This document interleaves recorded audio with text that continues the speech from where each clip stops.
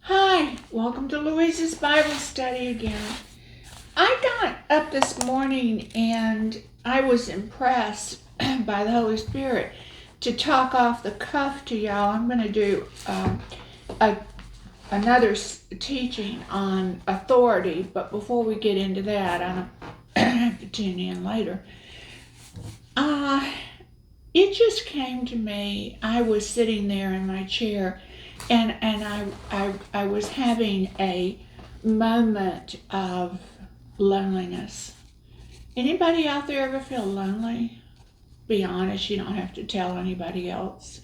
Somehow or another we think it's disgraceful to have to admit that we're lonely. But you know, loneliness is one of the big factors in the world we live in today. We live in an age where people don't come to see you. They don't really call you up, they text you. And we isolate ourselves.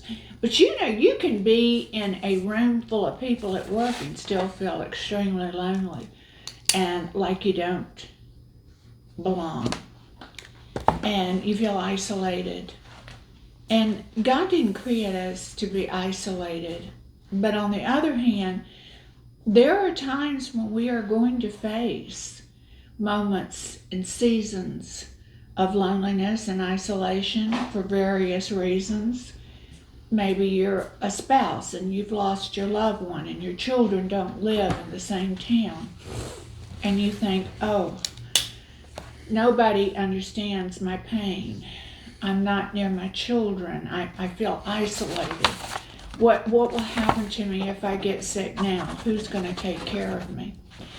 And then there are times when you get a divorce and you can have children that you're taking care of and still feel such an overwhelming sense of loneliness and that you don't fit in anymore in society because you're the third person out. And you can't go to parties, as so to speak, or fellowships because you either don't know how to fit in or you're embarrassed about the fact that you're divorced. What if you're a person that you moved to a new church and you thought surely Christians would be welcoming and inclusive, and instead they're worse than a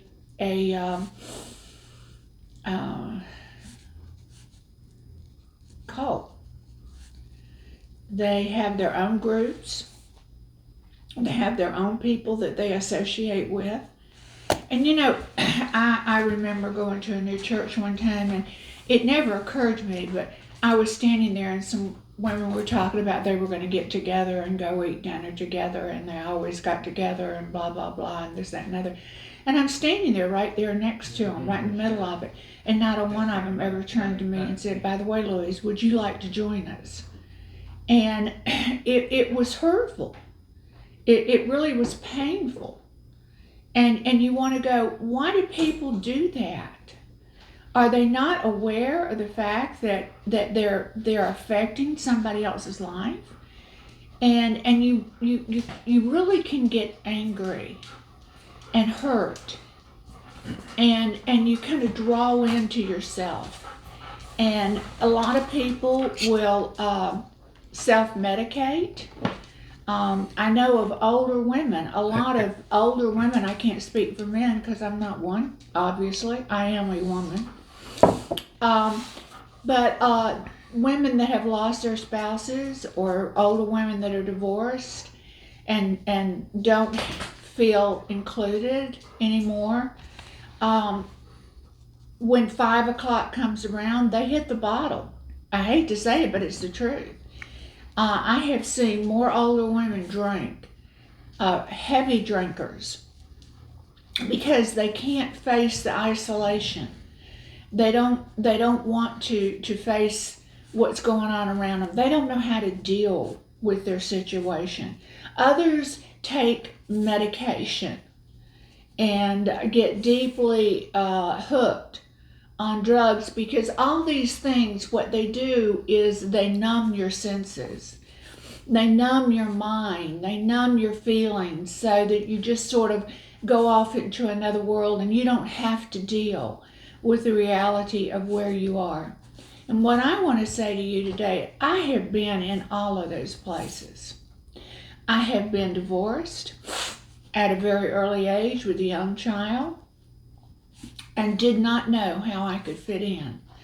I had taken care of my mother for 9 years and had her pass away and moved to a town where I didn't know a soul to go to school. And I was very isolated, very, very isolated. I had my daughter and my dog, and I felt isolated. I have been in an area, in a town where I never felt included because their lifestyle was so contrary to everything I believed in.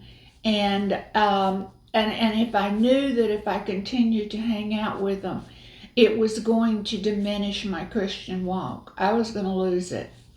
And there are times in all of our lives when, we're disappointed. We're disappointed in other people. So where am I going with this? I'm going with the same thing that the Lord spoke to me over and over again. Louise, you're never alone. You may think you are, and Satan may try to convince you that you are, but you're never alone. You have me, the Father, and the Holy Spirit, and we're here with you all the time. We talk to you. We comfort you. We laugh with you. We cry with you. We know you better than you know yourself. We have a game plan for you. And there are times when we have to separate ourselves enough that we can actually touch the hem of our Father's garment and listen to what He has to say.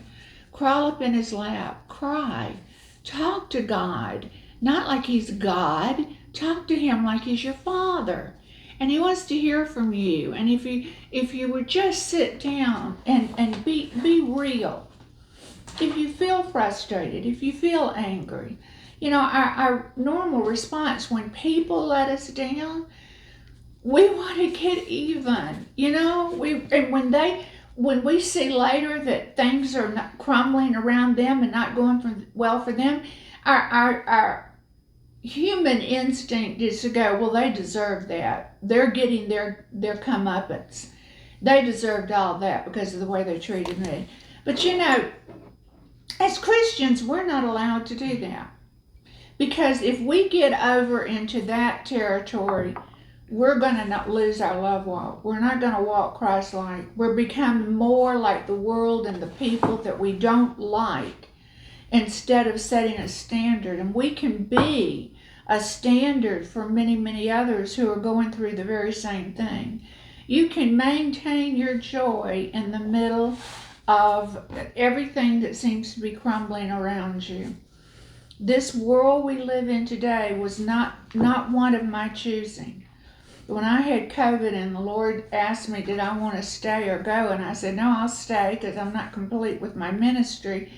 And He said, fine, and brought me back. I had no idea what I was in for. I really didn't. And we live in very troubled times where we're surrounded. Every day we wake up, somebody else has shot other people. Somebody else has lied. Somebody else has done this. Somebody else has done that. And we feel so desperate. We just want to go in our rooms, pull the covers over our head, and pray for a better day. There's nothing new on this earth. There's nothing that you're going through that if you read in the Old Testament, that the Old Testament prophets and saints didn't go through. There were times when David lost all of his friends, when his own children, turned against him and tried to take over his kingship. There were times when Jeremiah and Isaiah were being chased down by the very people they were called to minister to and bring around to God's ways. People don't like correction, I can tell you that. Take it from me. And then you have Paul, who went through so much. But let me share, as I was getting dressed this morning, the Holy Spirit brought it to my remembrance to tell you. Sometimes we get so deep in our own selves and our own pity, and we're so surrounded by our own woes. Let me tell you the one to look to. If you look at the life of Jesus, he only had really 3 good friends. Peter, John, and Andrew. He had 3 friends. 2 of them were his best friends, I guess you want to call them that. And one of them was kind of a ding-a-ling, Peter. You never knew what was going to come out of his mouth and what he was going to say or believe. And there were times Jesus had to get away from them and even, separate himself to go to the mountain to pray to his Father. By praying to his Father, he got comfort. He got re-energized. He was able to come down and face the things that he was dealing with. He was criticized constantly. He was threatened. His life was threatened. But I think the thing he knew that he faced that was so hard at one point was that every one of them, but John, left him in his greatest time of need. They all left him. And if you think that your friends have turned against you and left you and nobody cares about you and they're not taking note, I want to tell you something. There's one who does care. He cares because he's been there himself. He knows what it's like. He knows how painful it is. He said to the disciples in the garden when he was facing going to the cross, and they had gone to sleep, can you not just forego your nap right now and pray with me for a little while?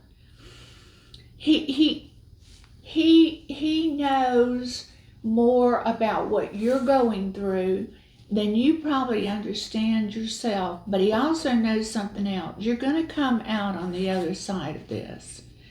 You are going to survive this period, this season, and God's going to take care of you. He's going to meet your needs, spirit, soul, and body.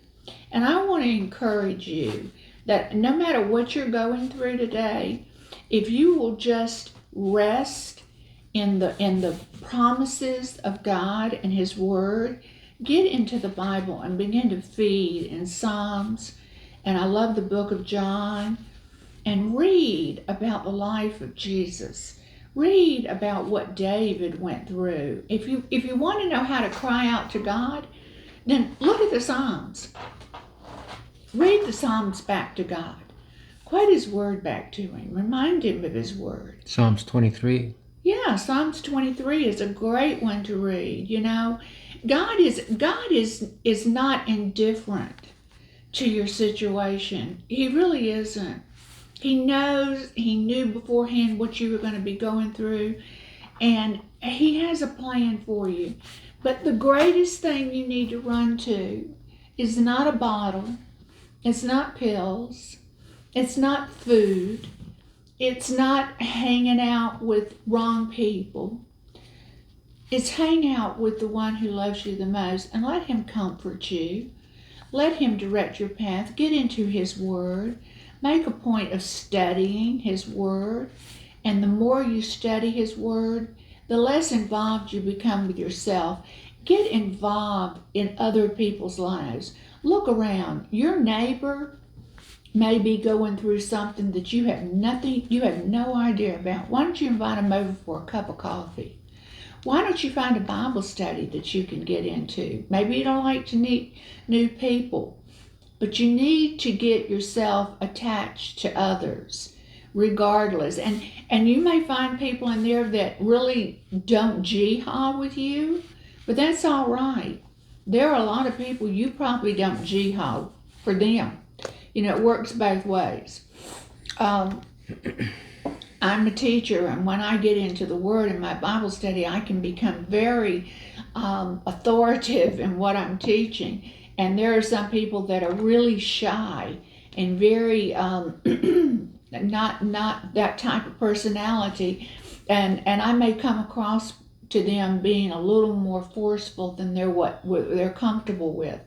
But you know what? They hang in there with me because it's not the person, it's the message. And God made me the way He did make me, because I've been going into the jails for I don't know how long. I don't go right now because they're all shut down.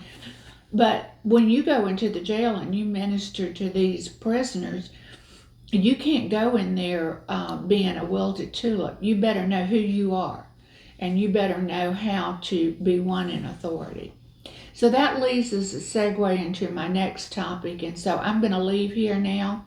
I'm going to tell you that after you get through listening to me, I want you to be comforted. I want you to know that God specifically had this message for someone out there that has even been contemplating suicide, that it has gotten so bad for you. And He wants you to know, no, that is not the answer. The answer is found in Jesus Christ and the love of God, which goes beyond our understanding. Let Him wrap His arms around you and comfort you today. He's got a plan. I promise you He does. Trust in Him. I love you. Bye-bye.